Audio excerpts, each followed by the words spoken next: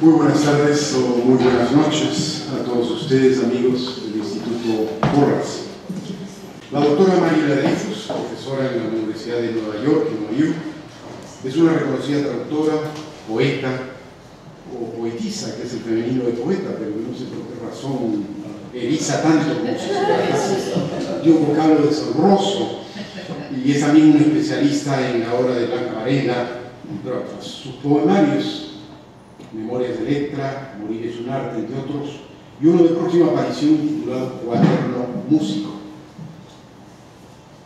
En cuanto al doctor Marco Martos, pues se trata simplemente de aquellos poetas intelectuales que de costumbre se presentan diciéndose que no requieren presentación. Expresidente de la Academia Peruana de la Lengua, bajo cuya dirección me honré en haber ingresado como numerario de esta academia. Antiguo decano de la Facultad de Letras de San Marcos, se trata de uno de los poetas peruanos más reconocidos internacionalmente por su trayectoria destacada dentro de la generación del 60, que tanto ha dado a la literatura peruana.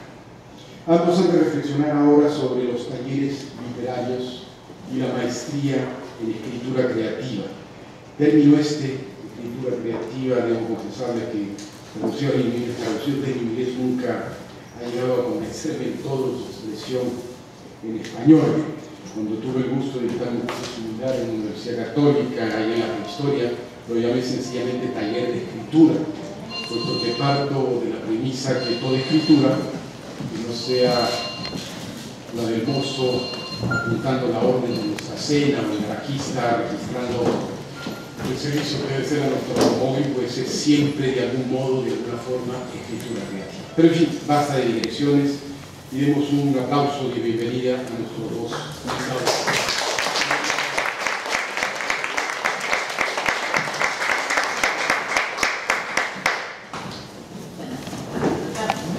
Bueno, muchísimas gracias a Harry Belevan por esta presentación, y Marco Martos fue profesor mío en la Universidad de San Marcos. Lo conocí en el año 78 junto a Antonio Cisneros y a Lebrando Pérez, éramos profesores jóvenes de entonces, y les tengo un cariño especial a los tres. Entonces habíamos decidido que esto va a ser una conversación, yo tengo una pregunta para empezar, un poco también, claro, en plan abogado del diablo, importante ese rol, y preguntarle a Marco por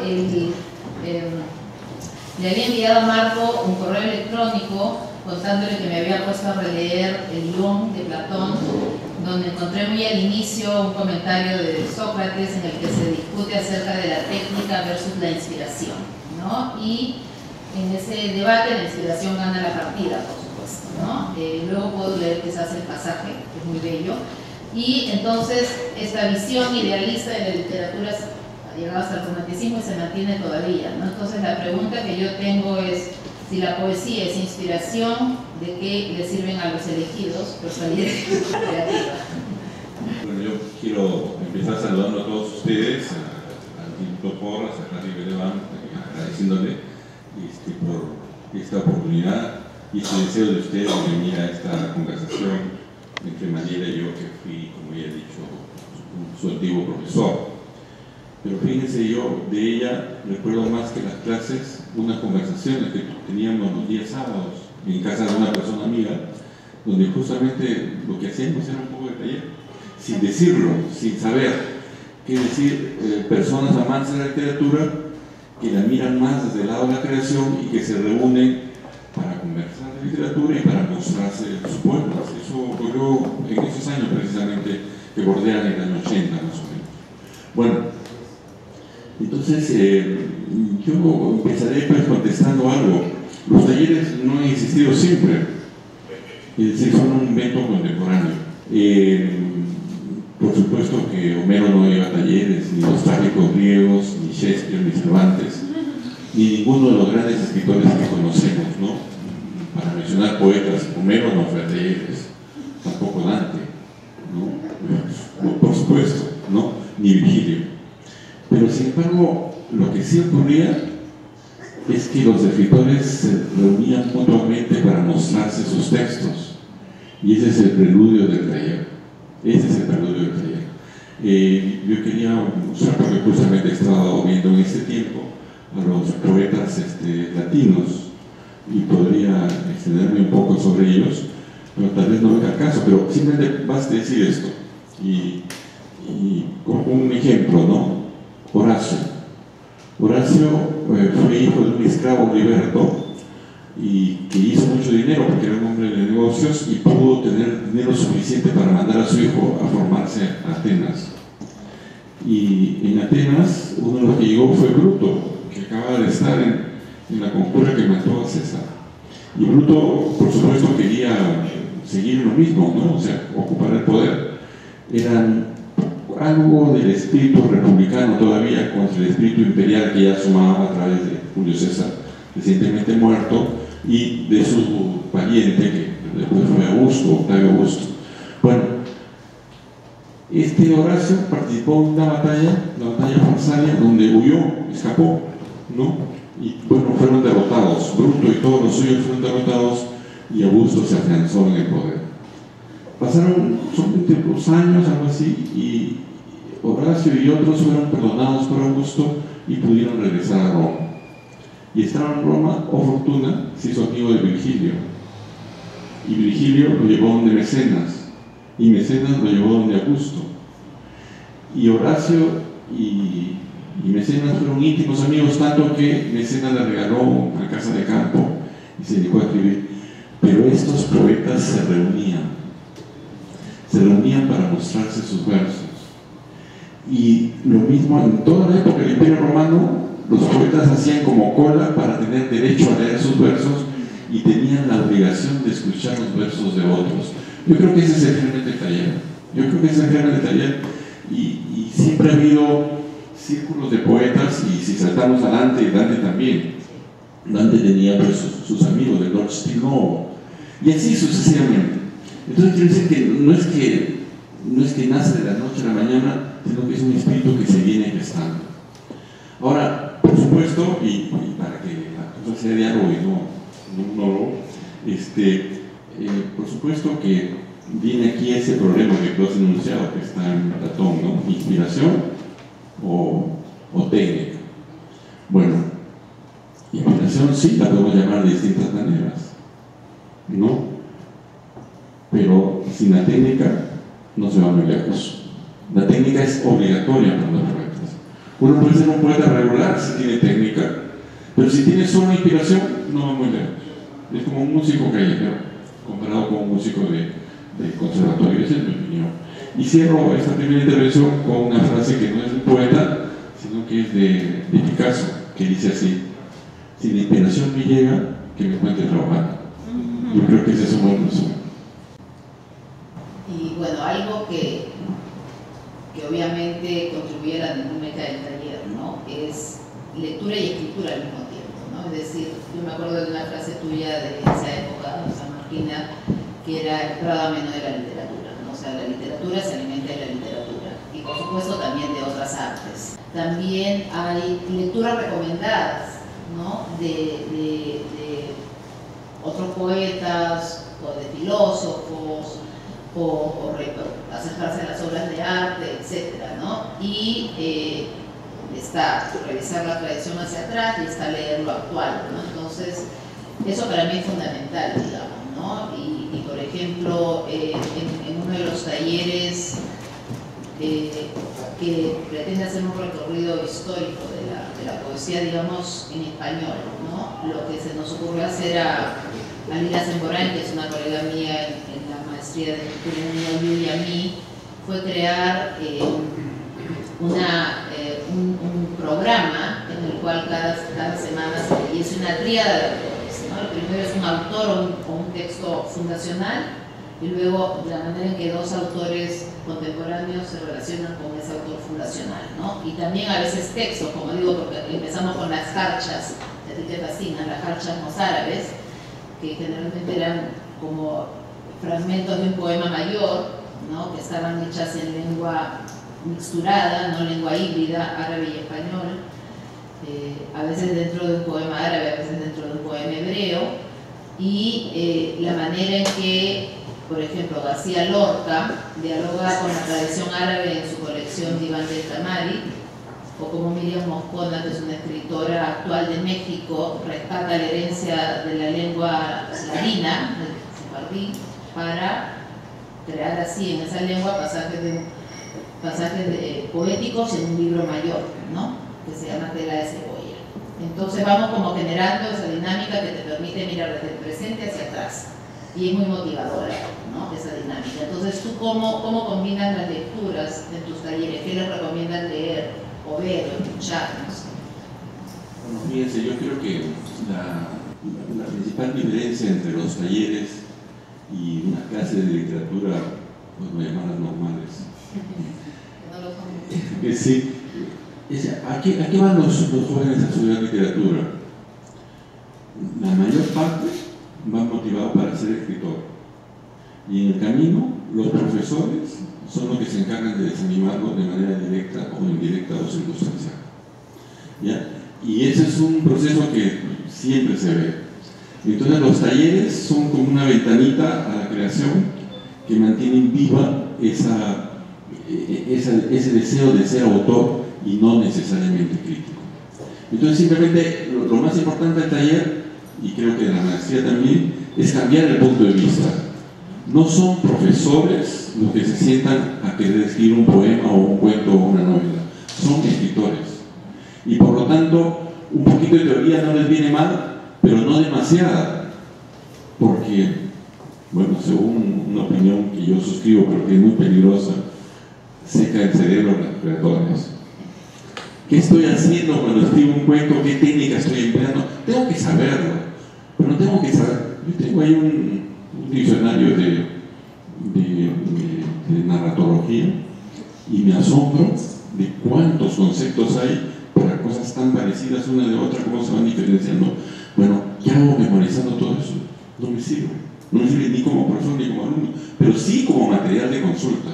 Tengo ahí, digamos, estos aparatos teóricos que son bien interesantes, pero que, digamos, no es lo fundamental. Lo fundamental en ese caso es la práctica. ¿Cómo hacen los escritores para escribir sus poemas? Bueno, fíjate, por ejemplo, yo creo que una cosa bien interesante para un aprendiz, digamos, de poeta, es ver cómo escriben poemas los poetas consagrados, los que están por la tradición. Nosotros en el Perú tenemos un ejemplo, la fortuna de que nuestro más grande poeta, César Vallejo, ha dejado muchos borradores. Tenemos, yo diría que unos 50 poemas de los 300 o 400 que escribió Vallejo, 50 poemas que tienen sus versiones primeras. Muy bien, ¿qué pasó con los Heraldos Negros? La vez que se escribió, se publicó por primera vez, con la versión definitiva que es la que conocemos. Eso enseña muchísimo, porque enseña a corregir. Miren, Malmé tenía una teoría, o decía, que no hay poemas terminados, sino poemas abandonados. En el sentido que hay que estar corrigiendo siempre. Ahora, yo he modificado para mí mismo eso. Creo que es muy importante corregir el poema, casi más importante que escribirlo, pero hay que saber parar también en la corrección, porque si no, no lo publicamos nunca. ¿Ya? Bueno, sí.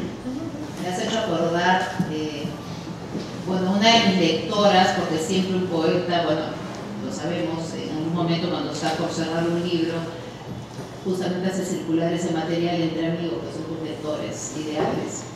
Y una de mis lectoras por mucho tiempo ha sido Rosela Di Pablo, mi querida amiga, y yo soy muy obsesiva, ¿no? O sea, mis amigas las torturo mandándoles, por ejemplo, 2 versiones de un mismo poema y la diferencia es un punto y coma versus una coma, ¿no? Entonces ya, por favor, ¿dónde está la diferencia? Me dicen, ¿no? Y entonces Rosela me mandó justamente en un momento un consejo, un verso de Juan Ramón que decía: no toquéis más la rosa que ya está, que era un poco déjame en paz también, ¿no? Pero bueno, entonces yo te quería preguntar también, porque tú, digamos, tu taller, tú has estado dirigiendo talleres en San Marcos durante mucho tiempo, ¿no? Entonces, quería saber si de algún modo tu propia escritura también se ha ido modificando conforme avanzas en los talleres, ¿no? Y lo digo pensando también en tu propia trayectoria poética. de Cuaderno de Quejas y Contentamientos, o Donde no se ama, que son del 69 y del 74 respectivamente, donde hay un lenguaje más experimental, incluso una estructura más experimental, adoptando el tono conversacional, etcétera, hasta formatos más clásicos, por ejemplo en el libro Aunque es de noche, que es reciente, del 2006, ¿no? Entonces, ¿de qué modo esto está vinculado a tu labor de tallerista? Si alguna vez hay algún poema que recuerdes de manera especial que haya salido a partir de un taller o algún proyecto que haya salido de los talleres, porque también es una retroalimentación, obviamente, ¿no? O sea, yo lo veo así, y por eso también me gusta la labor de enseñar talleres, ¿no? Comienzo con una anécdota, ¿no? Que es del año 72, antes de que ingrese a la universidad. Debrano Pérez y yo proponíamos temas a los estudiantes, ¿no? Para forzar a escribir un poema, y me acuerdo que en una ocasión dimos como tema, que puede parecer un poco absurdo, ¿no? Danza de una mujer ebria. Ese era el título del poema. Entonces podían hacer lo que querían. Entonces, bueno, era para dentro de 3 clases, digamos, ¿no? Y los alumnos estaban haciendo su poema, y de pronto, para la clase siguiente, nos dicen: profesores, pero ustedes también tienen que hacer su poema. Y lo hicimos. Y los poemas están publicados, ¿no? En la revista Hipócrita Lector, creo que es el número 6, salieron los poemas de 6 u 8 talleristas, pero también el de Pérez y el mío, ¿no? Digamos, presionados por esas cosas. Ahora, miren, yo creo que, así como en música, hay, digamos, ciertos aprendizajes que pueden ser tediosos, de hecho, muy tediosos, el solfeo, ¿no? Estar haciendo escalas, ¿no? No sé si Mozart hizo escalas, tal vez él no, pero la mayor parte de gente sí necesita, para avanzar en música, hacer cosas difíciles. Hay algo que antes era natural, antes hasta Rubén Darío, hasta César Vallejo, y después se olvidó, no para siempre, pero se olvidó, y que es la versificación, digamos, en sílabas contadas. Es un aprendizaje al que los jóvenes se resisten, pero una vez que uno lo hace y lo aprende, no necesariamente para hacerlo, sino para saber que está, actúa como un telón de fondo y mejora los versos libres del propio autor, ¿ya? Y ese aprendizaje, bueno, yo lo hice en un momento, y lo hice, digamos, a fondo, de tal manera que ahora para mí es indiferente, un poco en la línea de Martina, ¿no? Es indiferente escribir verso medido o verso libre, de acuerdo a cómo va el poema, de acuerdo a cómo sea el primer verso. El primer verso, si ya es un endecasílabo, pues ya es candidato a ser medido, por ejemplo, ¿no?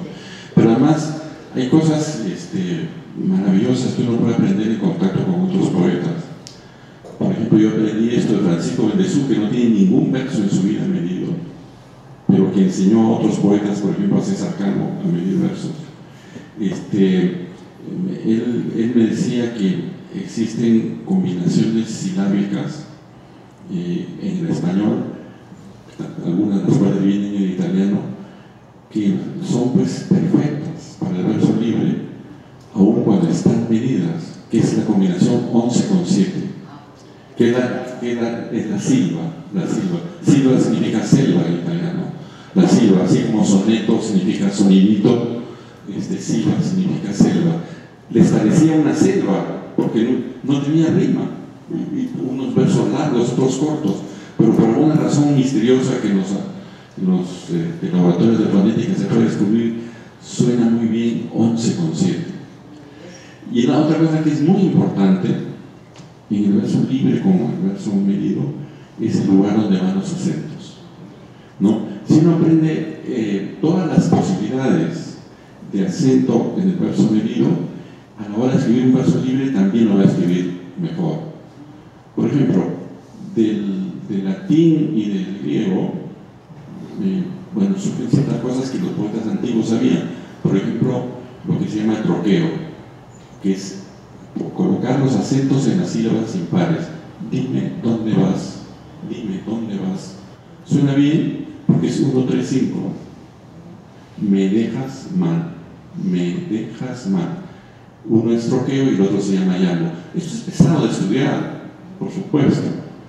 Pero miren ustedes a Darío, ímpritas razas ubérrimas.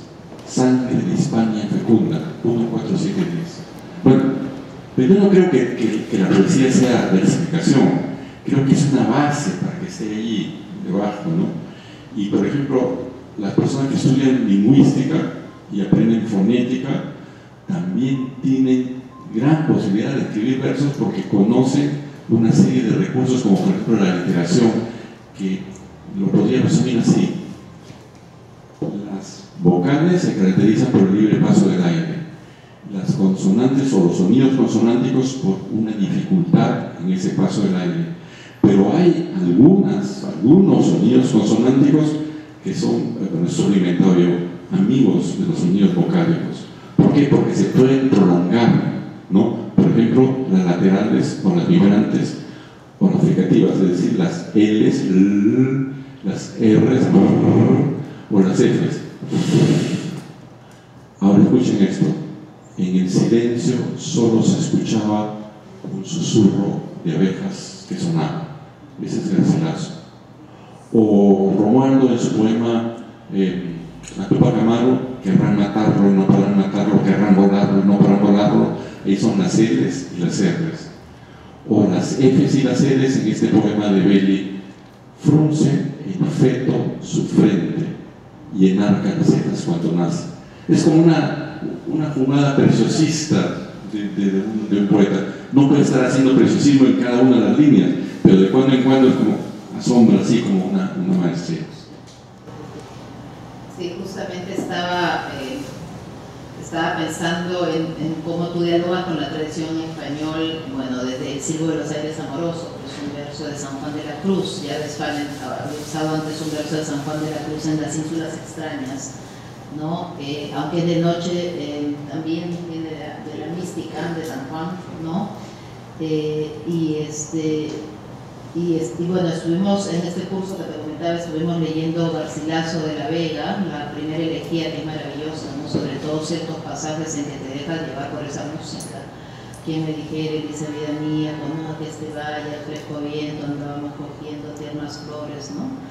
Y debo confesar que Al fresco viento es un medio verso de Garcilaso que tomé prestado en algún poema de mi segundo libro, ¿no? Justamente por el ritmo, por la cadencia. Y bueno, quería quizás que comentes un poco más de este diálogo que tú tienes con la tradición en español, ¿no? Porque, y también con otras tradiciones, digamos, ¿no? Porque, por ejemplo, los estudiantes en literatura, que yo siempre digo que en mi época por lo menos era una especie de programa de escritura creativa disfrazado por la fuerza que tenían los talleres, ¿no? El de poesía, el de narrativa, el de teatro, ¿no? Además de revisar la tradición hispánica cronológicamente, leíamos otras fuentes, ¿no? Y para cada generación ha habido autores que son más o menos importantes, ¿no? Por ejemplo, para ti, para algunos poetas de tu generación, ese tránsito de la poesía española a la poesía inglesa, ¿no? Que era el británico modo, como lo llama Mazzotti en algún lado, que es todavía tiene un impacto hasta la generación del 80, digamos, ¿no? Entonces, hablar un poco de eso, ¿no? De las fuentes y de cómo esas fuentes las pasan luego a los libros, ¿no? Bueno, fíjense, uno tiene distintas visiones, ¿no? Hay un autor que, para mí, yo lo siento que yo pienso como él, o él piensa como yo, ¿no? Y sin embargo no está tan prestigiado en el canon universitario, que es Harold Bloom. Bloom hizo el libro El canon de Occidente, donde dice, en contra de todo lo que dicen estructuralistas y semióticos, que sí es posible hacer una lista de mejores autores a lo largo del tiempo. Y lo hace en ese libro, ¿no? Empieza pues en Homero, termina en Borges. Y lo va diciendo y dice por qué. Ahora ha publicado otro libro, que se llama Genios. Sí, ¿ya? Y entonces ahí dice esto, es terrible lo que dice. Dice, los mejores poetas son Homero, Virgilio y Dante. Y a su lado, los poetas contemporáneos más prestigiados, como Pound y como Eliot, aparecen como poetas menores. Bueno, yo no creo eso, ¿verdad? No lo creo. Pero eso me ha hecho reflexionar sobre Eliot y sobre Pound, que tú has mencionado. Y francamente me quedo con Eliot, al contrario que lo hacía, al contrario que cuando era joven que me entusiasmaba tanto Pound. ¿Por qué? Porque Pau tiene esfuerzos dispersos por captar la atención. En cambio, Elliot es sólido, expresa la novedad absoluta con Tierra Bandía y expresa un conocimiento profundo de la tradición, unos versos de 4 cuartetos. Para mí es el poeta al lado de Vallejo que más me sorprende en el mundo, Elliot y el otro Vallejo, de los contemporáneos, ¿no? Esa es mi elección. Pero ahora, claro, cuando uno tiene pues 20 años, está por ahí perdido en el mundo y depende mucho de lo que otros te digan. Yo tuve la fortuna de conocer y tratar a algún siendo delegado que era un maestro. Pero además a veces el azar a uno lo ayuda. En mi caso, en mi biografía, digamos, el azar se llamó ajedrez y gracias al ajedrez viajé a algunas partes jugando ajedrez, digamos, de manera casi profesional. Y una vez llegué así a Santiago de Chile, tenía 20 años, y claro, mi emoción a la poesía era tan fuerte como el ajedrez, fue mayor después. Y entonces fui a una librería, y no me olvido, en una librería del centro de Santiago compré 2 libros. Uno, los últimos poemas de Vicente Huidobro, una edición rarísima del año 48, y el otro, Versos de Salón de Nicanor Parra. Para mí fue una conmoción leer Nicanor Parra, leer Versos de Salón, que es un libro del año 62, y luego fui a leer el libro anterior, Poemas y Antipoemas. Miren ustedes estos fragmentos que me sé de memoria. Consideran, muchachos, esta lengua ruina por el cáncer. Soy profesor de un liceo oscuro, he perdido la voz haciendo clases. En materia de ojos a 3 metros no distingo ni mi propia madre. ¿Y todo para qué? Para dar un pan duro como la cara del burgués y con olor y con sabor de sangre. ¿Para qué hemos nacido como hombres si nos dan una muerte de animales? Yo fui tal como ustedes, joven, lleno de bellos ideales. Soñé fundiendo el cobre y limando las caras del diamante. Aquí me tienen hoy detrás de este mesón inconfortable, embrutecido por el sonsonete de las 500 horas semanales. Ese poema a mí me causó una conmoción, porque era bellísimo, porque hablaba de una situación, claro que de manera sarcástica, exagerada, pero ustedes piensen también en los maestros del Perú de los años 60, 70, decía algo que nos concernía a todos. Después averigüé que él era profesor de física, no era un profesor de liceo tampoco, ¿no? Eso no importa. El hecho es que con una potencia, y cuando me pongo a estudiar el poema, resulta que estaba hecho en endecasílabos y tenía rima. Entonces, el endecasílabo creo que es el verso, digamos, más flexible del español. Y hay una tesis que está en la Universidad Católica de María Luisa Aníbal sobre la versificación de Vallejo en poemas humanos. Sería fácil con relatos negros, pero no, en poemas humanos, y muestra que Vallejo combina 11 con 7 y con 8 en sus versos más largos. Es decir, tiene un patrón regular en su maravillosa poesía de verso libre. Bueno, lo que quiero decir es que no son enemigas la versificación y el impulso, digamos, del verso libre. Y si uno conoce el verso medido, su verso libre será mejor. Bueno, como los poetas surrealistas, por ejemplo. Todos ellos conocían desde el liceo la versificación de Baudelaire, por ejemplo. Baudelaire, todo francés, lo sabe, si no de memoria lo estudia por afuera. Y son modelos, digamos, tradicionales, en los cuales se puede variar y dar esa maravillosa poesía que es la poesía francesa de todos los tiempos, ¿no? Sí.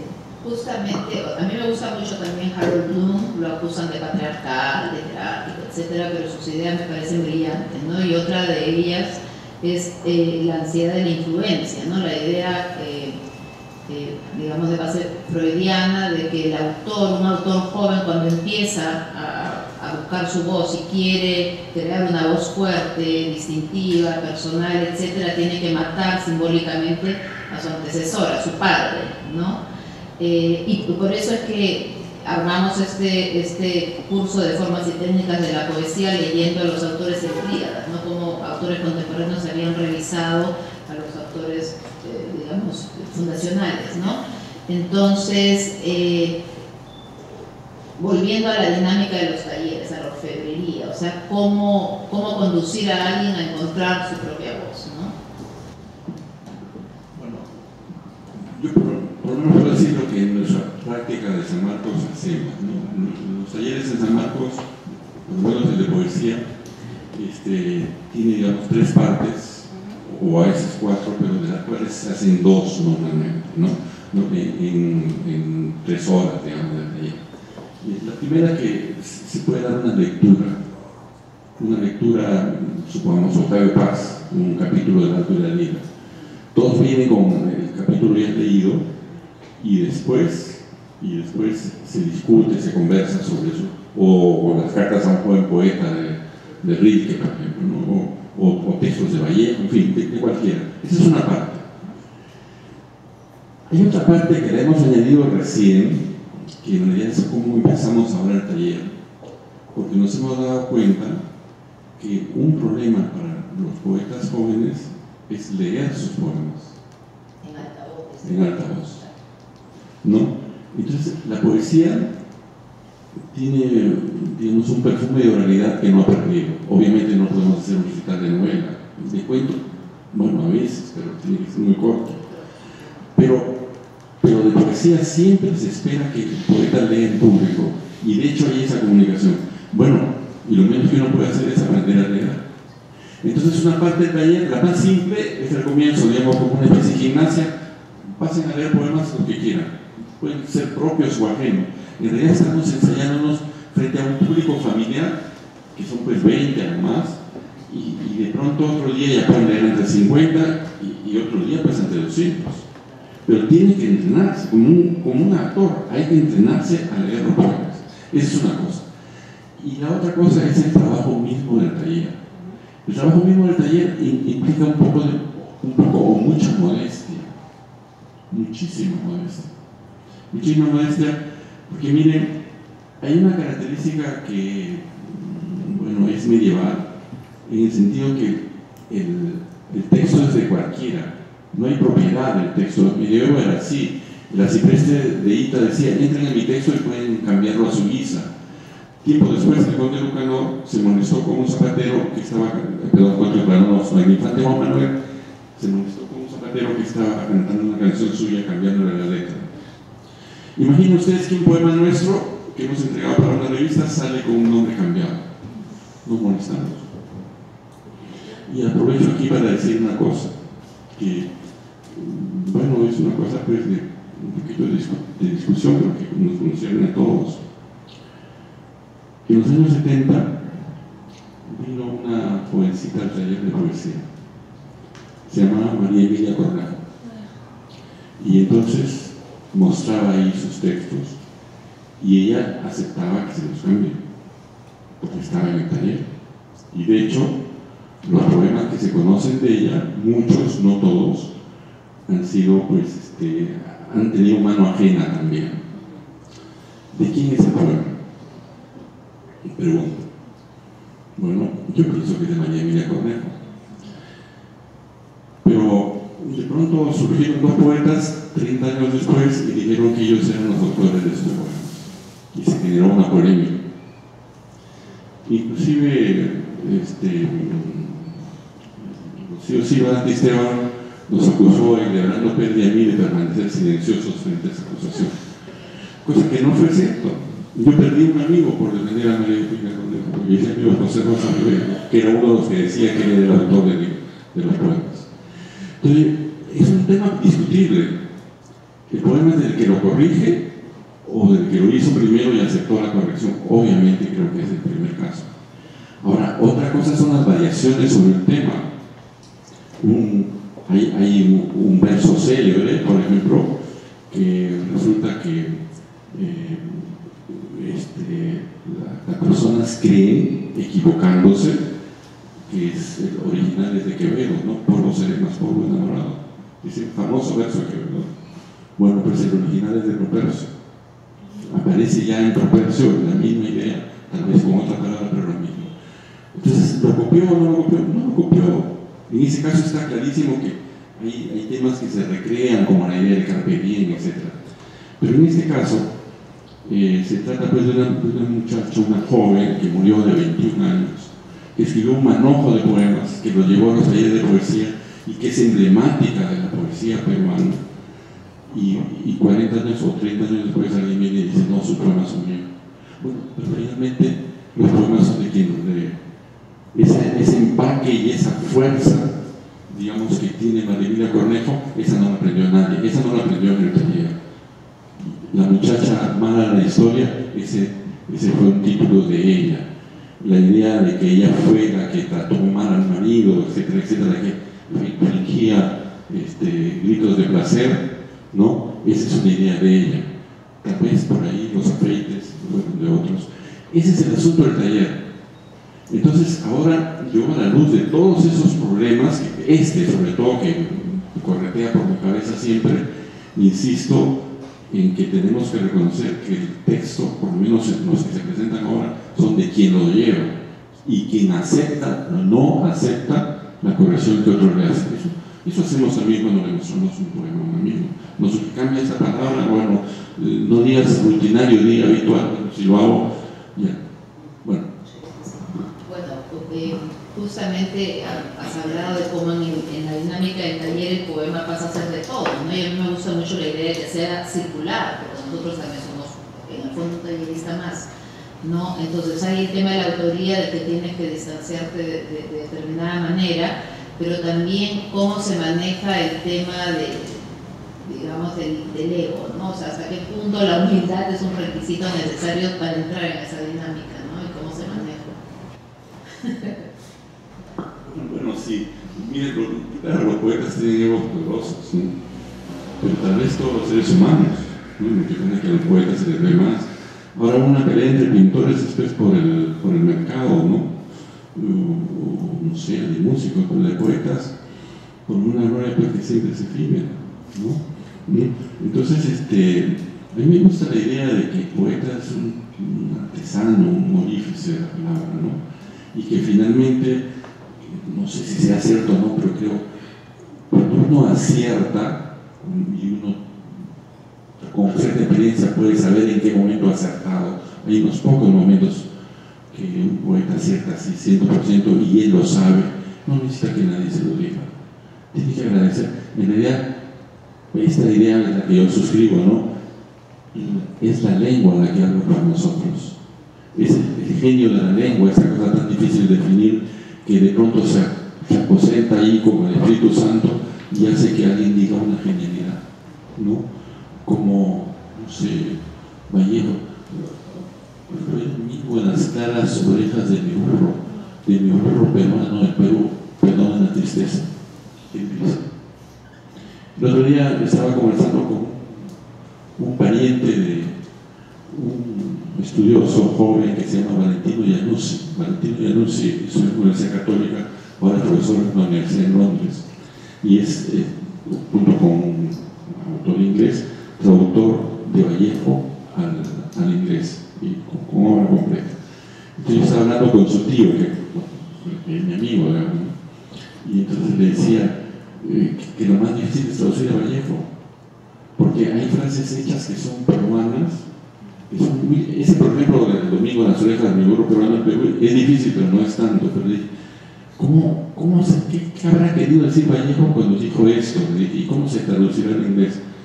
Y los demás me la pelan. ¿Qué significa ese verso? Y los demás me la pelan. Sí, y bueno, está también Clayton Eshelman, ¿no? El poeta, el traductor de Vallejo, que se ha pasado los últimos 35 años traduciéndolo, ¿no? Sí, es cierto.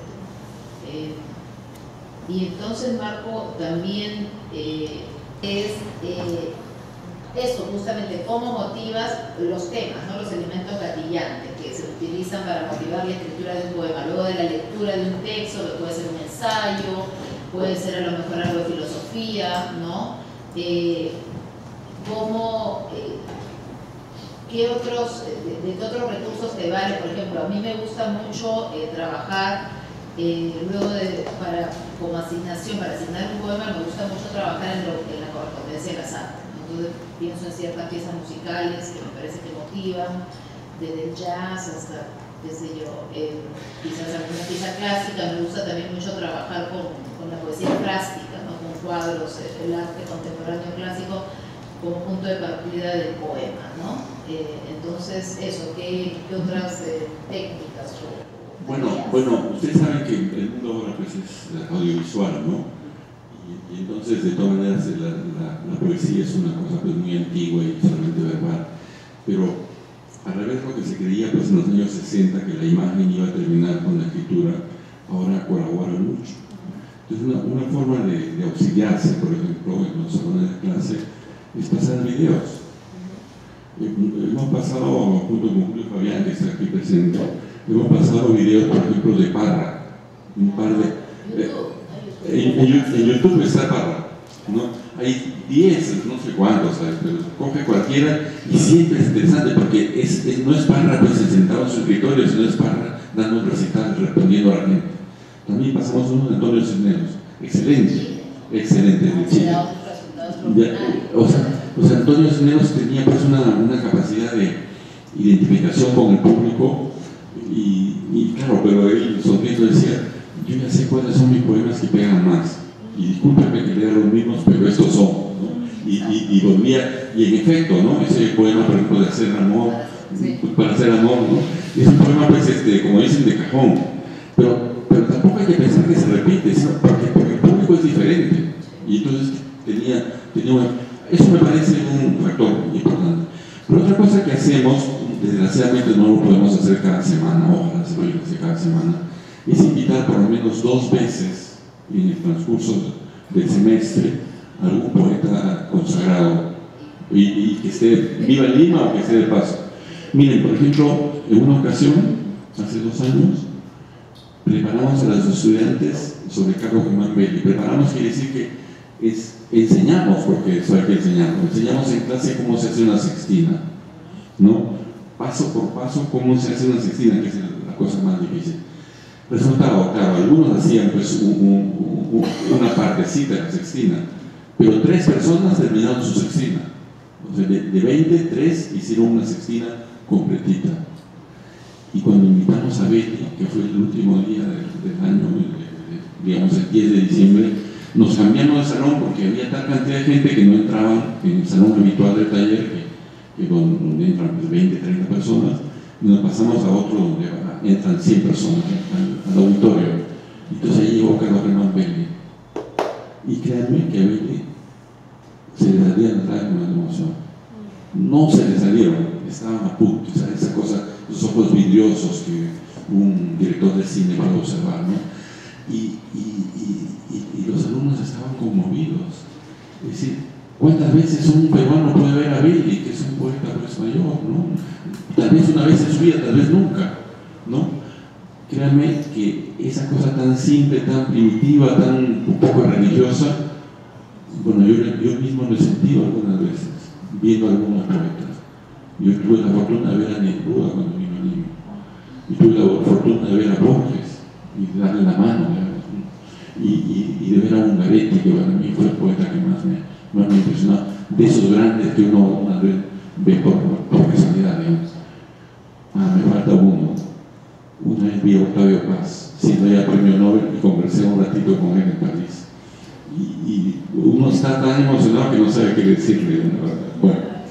Sí, bueno, me has hecho acordar también de bueno, lo que decíamos antes, que la poesía finalmente se prueba en voz alta, ¿no? Y de una vez una lectura a la que asistí en Nueva York, que para mí fue como realmente un regalo incomparable, que eran 4 premios Nobel y la poeta laureada del momento, que es una poeta afroamericana que se llama Rita Dove, ¿no? Rita Dove. Y estaba Paz, estaba Joseph Brodsky, estaba Sheila Milosh y estaba el poeta del Caribe, Derek Walton, ¿no? Pero yo entré, esto era una catedral, la catedral de San Juan, ¿no? St. John the Divine, que tiene una nave muy alta, y cuando yo entré estaba Brodsky, y eso también te prueba cómo, sin ni siquiera conocer la lengua, esa música te transporta, ¿no? Porque estaba Brodsky leyendo en ruso, ¿no? En ucraniano, y era como si algo me llevase, ¿no? Es decir, no necesitaba los pies, ¿no? Es algo maravilloso, ¿no? El mejor recuerdo ver a varios premios Nobel sentaditos allí leyendo sus poemas, es algo increíble. Pero de todas maneras, nosotros nosotros estamos en el otro lado, ¿cierto? Que es un poco el lado de los que comienzan. Y yo creo sinceramente esto, pero eso es cuestión casi de fe. Que la persona que pasa por los talleres, que los hace con seriedad, tal vez no necesariamente va a escribir poesía, pero que ha tocado para siempre por el interés por poesía o por la literatura, en el caso de la narrativa es lo mismo. Miren, un día me estuvo entrevistando una periodista por teléfono sobre estas maestrías, ¿no? Y su pregunta del periódico Gestión y sus preguntas finales eran difíciles, ¿no? ¿Para qué sirve? ¿Cuál es el efecto en el mercado? ¿Cómo se van a incorporar al mercado? Entonces yo empecé por lo más fácil y dije, mire, tal vez usted sabe quién es Augusto Tamayo San Román. Sí, un cineasta. Bueno, él ha seguido la maestría de escritura creativa y se ha dado una maestría en escritura creativa. Tal vez usted sepa quién es José Watanabe. Sí, bueno, Watanabe siguió talleres de creación en Londres. Y bueno, no fue magista, pero estudió esos talleres y hizo varios millones de películas. ¿Y sabe usted quién es Joel Carrero? Que es un joven cineasta, por suerte sabía. Bueno, le dije, también estudió maestría en escritura creativa. De todas maneras, como ha dicho Javier en el comienzo, el buen escribir no solamente no le hace daño a nadie, sino que le hace bien, actúe donde actúe, en cualquier campo. Y no les estoy mintiendo si les digo esto, que hubo un aviso hace unos años de la Bolsa de Londres, donde se buscaban, para contratarlos, para trabajar en la Bolsa de Londres, a poetas y filósofos. Poetas, ¿por qué? Porque tienen el cuidado de la línea, de cada línea que escriben. De Flaubert, como elogiándolo, se dice que cada línea suya la escribía como Baudelaire, cada uno de sus poemas. Y contrataban filósofos también porque, según la Bolsa de Londres de ahora, predicen el porvenir mejor que los sociólogos y los economistas. Y yo lo creo, en las 6 horas que había habido en América Latina.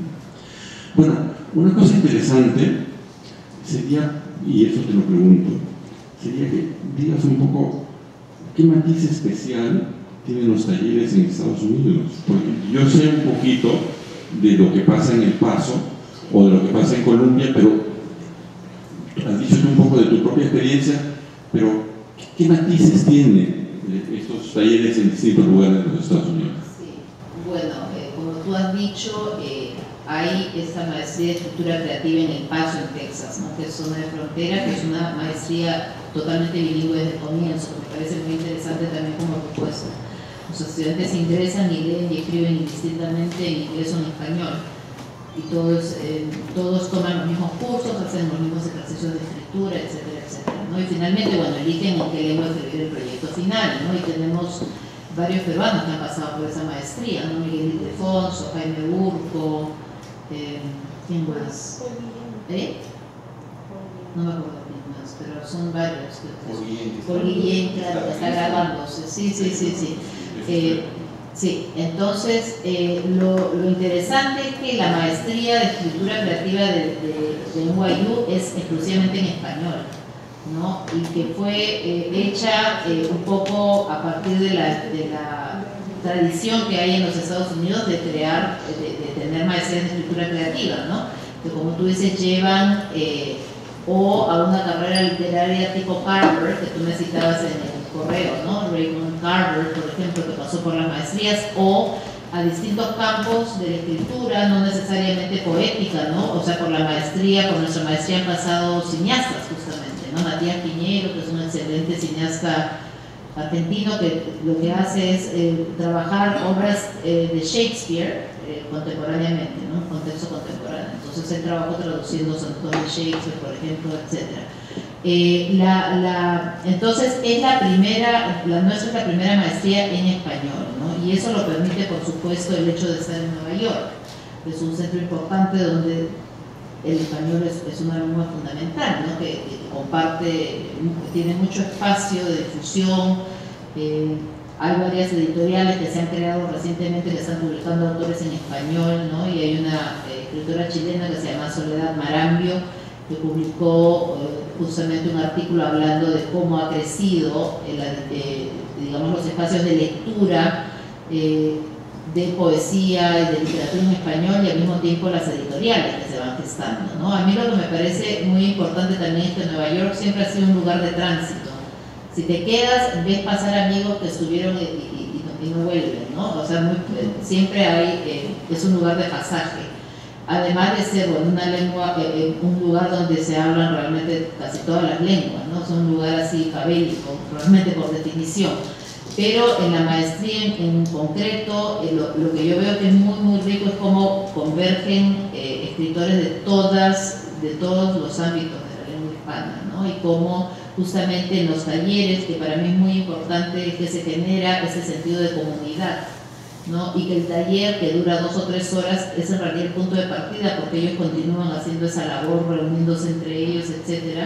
Ahora se les ocurrió, por ejemplo, hacer círculos fuera de las clases, donde se trajesen los escritores más recientes, ¿no? Se presentasen unos a otros sus escritores de generación, ¿no? Entonces, y es una escritura que se está gestando desde fuera, ¿no? Pero obviamente escuchando a la tradición, pero también muy de cerca, teniendo muy de cerca la tradición norteamericana, ¿no? Lo que eso puede hacer operar desde el léxico hasta la sintaxis de la propia escritura, hasta qué punto también ese contacto con otros acentos, ¿no? Con otras versiones del español o con la lengua inglesa te va generando nuevas formas de escritura también, ¿no? Nuevas propuestas temáticas. Entonces, eso para mí es bastante rico, ¿no? Ahora yo, o sea, de hecho pienso que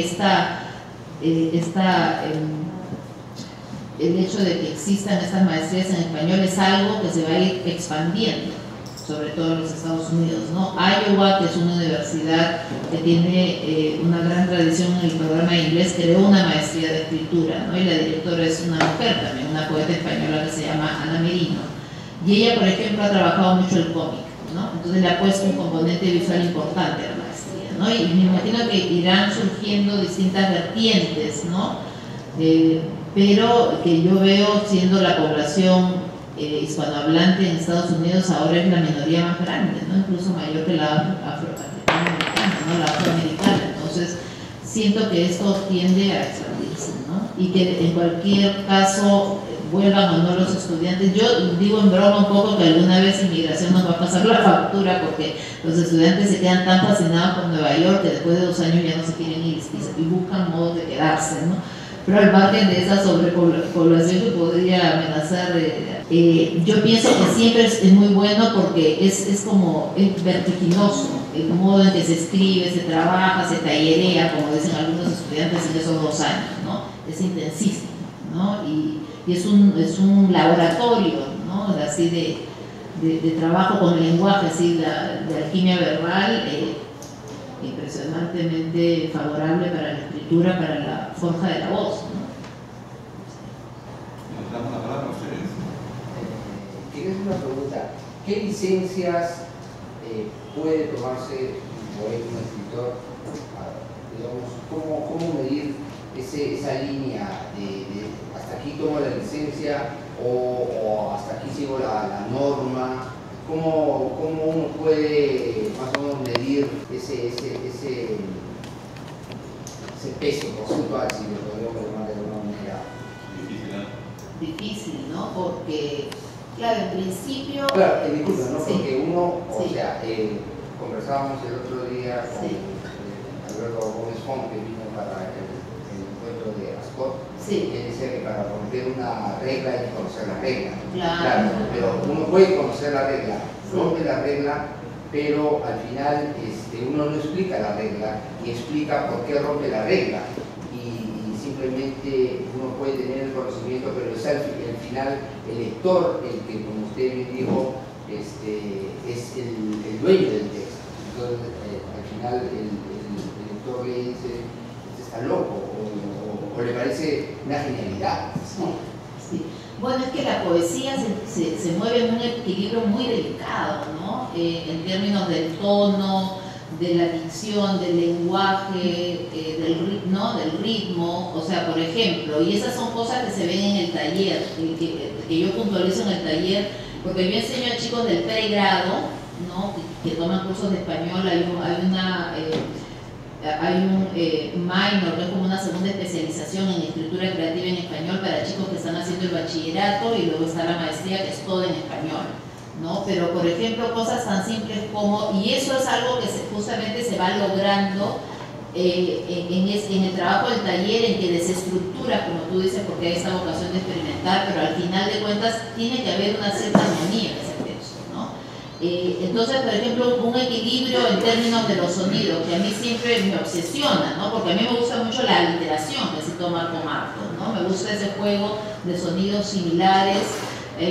Por ejemplo, tengo un libro, mi cuarto libro, Pez, que lo escribí a partir de la experiencia de la gestación del cuerpo y la palabra en el contexto del 11 de septiembre, ¿no? Entonces hay muchos sonidos que convergen en pasajes del poema.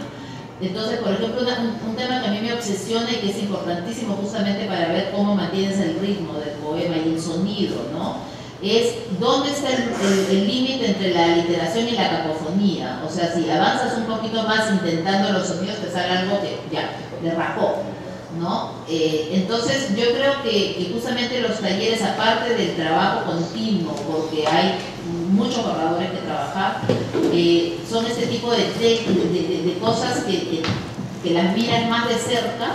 Si estás en una comunidad, ¿no? Si tienes otras orejas que escuchan el poema, si tienes otros ojos que lo leen, al final la decisión es tuya, al final la decisión es del poeta, ¿no? Y a mí lo que me pasó, justamente después de Pez, o sea, en Pez, lo que decía Marco para hablar del endecasílabo, ¿no? En Pez, o sea, es un poema de largo aliento que está hecho en fragmentos, y sin embargo, tiene muchos pasajes que se sostienen en el endecasílabo, ¿no? Y yo me acuerdo que María Negroni, que es una poeta amiga de Argentina, me preguntó si lo había hecho a propósito. Yo le dije que no, pero que obviamente ese ritmo lo tengo bastante interiorizado, ¿no? Incorporado, obviamente. Y entonces decidí, en el último libro que va a salir pronto, que se llama Cuaderno Músico, en realidad que tiene una cita de Miles Davis, ¿no? Del jazz. Tiene que ver mucho con la improvisación, tienen que ver mucho con la improvisación esos poemas, ¿no? Y tiene una cita de Miles que dice algo así como: lo voy a tocar primero y luego te cuento de qué se trata, ¿no? Entonces, en algunos de esos poemas yo justamente decidí trabajar voluntariamente, pero claro, luego de una experiencia previa. Yo era muy contenida en mis poemas, ¿no? Me consolaba y me consuelo todavía diciendo que yo soy de esa estirpe de poetas hipoverbales que hay en el Perú, y lo digo hablando de unos estudios sobre poesía peruana que publicó Roberto Paoli, un estudioso italiano, donde dice que hay poetas hiperverbales, así, ¿no? Que escriben largos poemas, ¿no? Con muchas palabras, y otros contenidos son hipoverbales, por ejemplo Blanca Varela, ¿no? Entonces yo solía ser muy contenida, muy medida, el adjetivo en el lugar correcto, como dije antes, la coma o el punto y coma, y entonces decidí que en Cuaderno Músico iba a intentar llevar al extremo la improvisación hasta el punto de disonar, jugar justamente con ese límite, ¿no? Entonces yo creo que uno tiene que seguir, hacerle caso a sus propias locuras del momento, a sus propias obsesiones, pero sin abandonar el otro lado, que es el rigor final, la forma final, porque es un objeto artístico lo que estás trabajando, ¿no?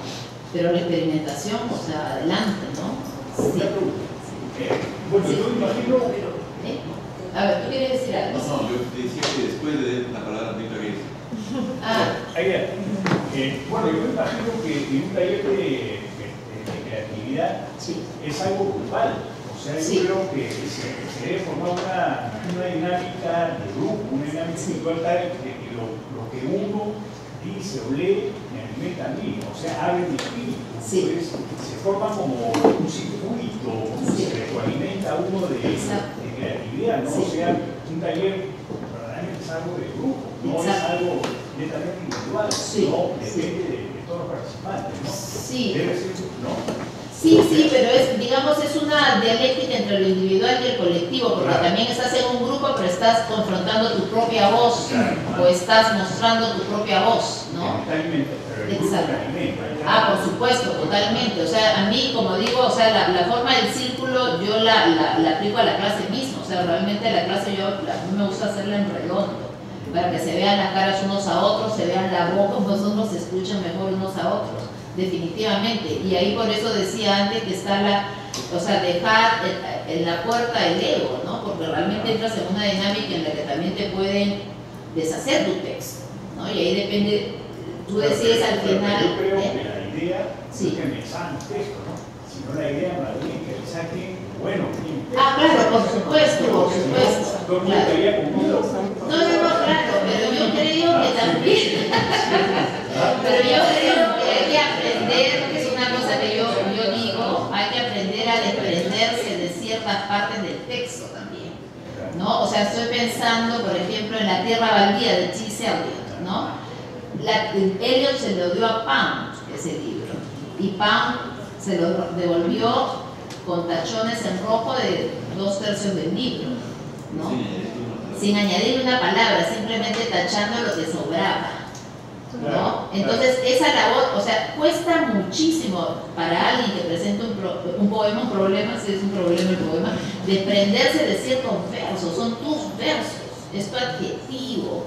O sea, ese desprendimiento es el que, al que uno tiene que llegar realmente para pulir el verso, ¿no? Para dejarlo en la forma final. A mí me gusta mucho, sobre todo con los más jóvenes, usar la imagen visual, ¿no? Cómo se va moldeando la arcilla, ¿no? Justamente es culpable que tú no se puede desprender, ¿no? Bueno, yo me imagino, ¿no? Que es la dinámica del grupo que hace lo que uno se desprenda.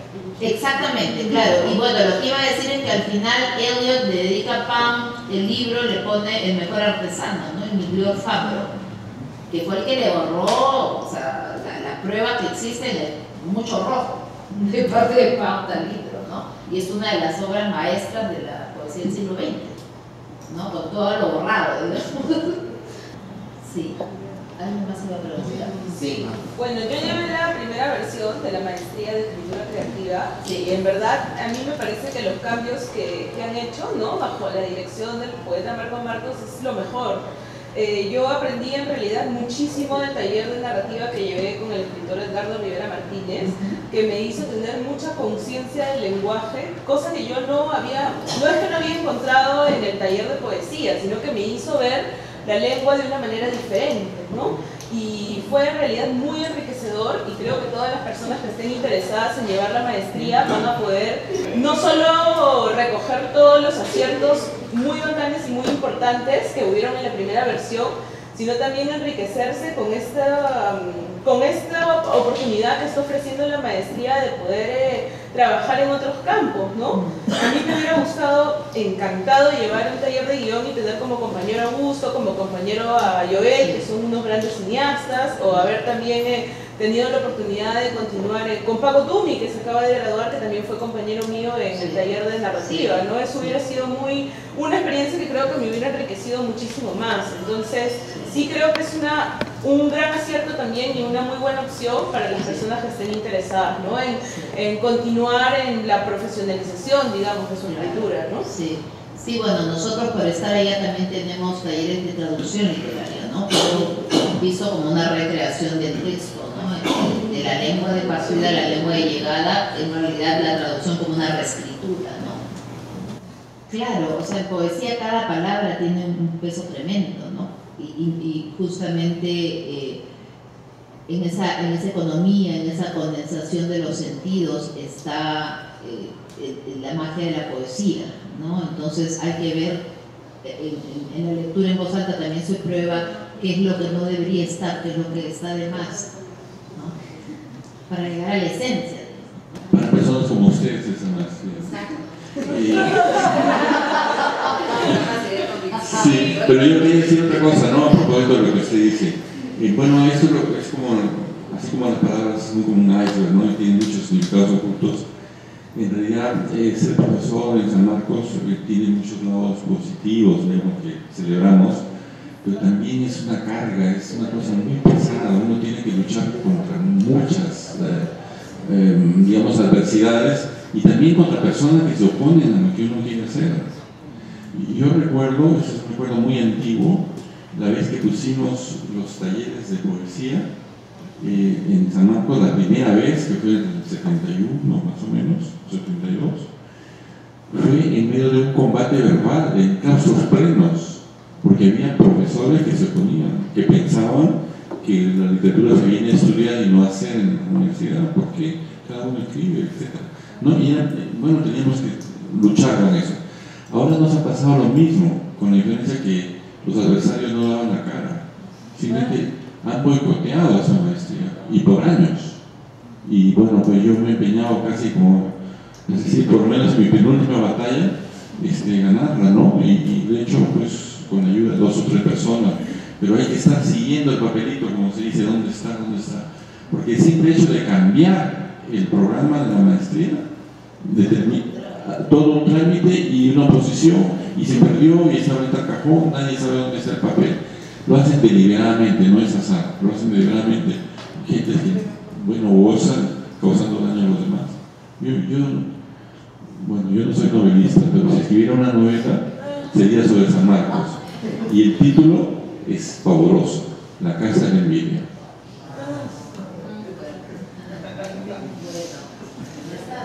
Perdone que hayamos terminado así. Estamos muy contentos de ser San Marquinos, sin embargo. Bueno, muchísimas gracias a todos.